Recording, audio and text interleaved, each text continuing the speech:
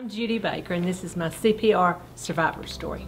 I had a problem with my heart for probably about 3 years. I had gone through medication changes. I'd had a couple of procedures, ablations, where they go in and cauterize the electrical parts of my heart that weren't working. I had an appointment with my cardiologist. Perfect EKG, perfect visit, everything was great. Went out the back door of the office, and that's the last thing I remember. I had a sudden cardiac arrest, and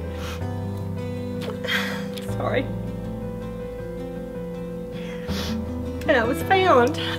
The person that found me did not know CPR. A blessing came along. My cardiologist, physician's assistant, happened to be leaving work early that day. She came out right after they found me. I started CPR. I was on CPR for 48 minutes before I got a heartbeat back.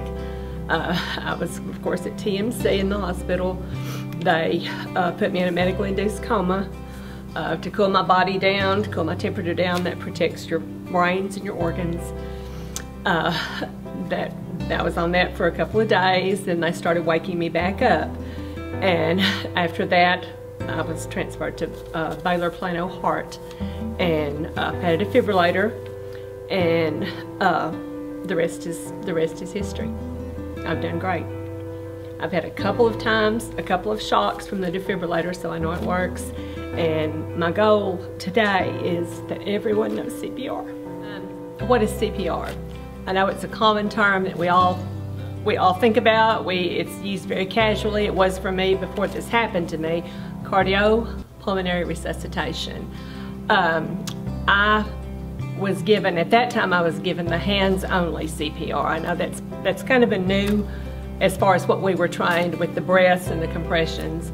Hands-only CPR is fast movement, up to 120 indentions in your chest, about 2 inches. What I've been taught, the classes that I've gone to, is the Bee Gees song, "Staying Alive." You use that beat, that rhythm, to do the compressions. I know another term that I was familiar with, but kind of again casually, is the defibrillation, the AED, the automated external defibrillator, which is what we have in all the schools now, which is wonderful. Please make sure that you know that. I know we were trained on it. I was trained on it. Put the information in the drawer. That's the last I thought about it, but no longer is that the case. Just make sure you know, because you can save anyone. I've had the question asked of me, why CPR? What would we need to know in order to perform it? Would it be the right thing to do?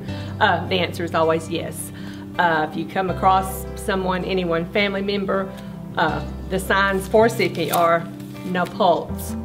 You can check pulse, wrist, the neck. No heartbeat. You can visibly listen. You can feel the chest.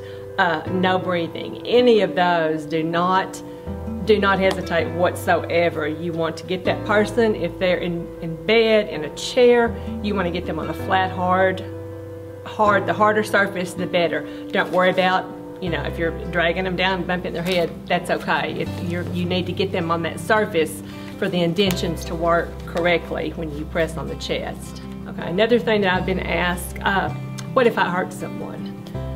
If you hurt someone, there's such a thing as a Good Samaritan law. You cannot be held accountable. You can't be sued for doing that. Oftentimes ribs will be broken, cartridge will be pulled away from your sternum and from your ribs. Both of those happened to me.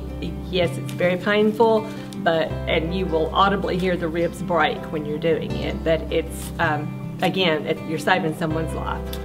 I'd like for everyone to remember that February is American Heart Month. Friday, February the 1st is Go Red for Women, where I'd like to where everyone is encouraged to wear red in support for women's heart health. June 1st through 7th is CPR and AED Awareness Week.